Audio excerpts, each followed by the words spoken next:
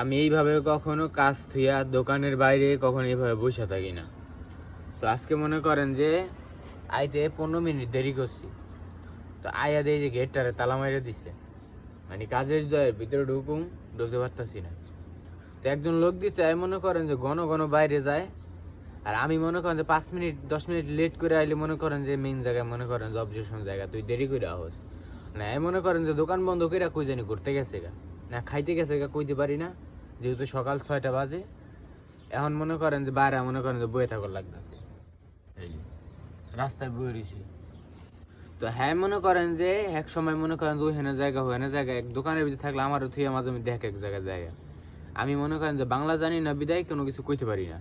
তো আমি মনে করেন যে 5 মিনিট লেট করে আইলে মনে করেন যে মেন যায় খবর জায়গায় 5 মিনিট লেট করে আহে, এই আহে ওই আহে।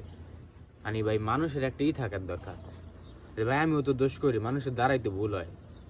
এই লোকটা মনে করেন যে ভাই এর ভিতরে কোনো নাই কে, বুঝছেন?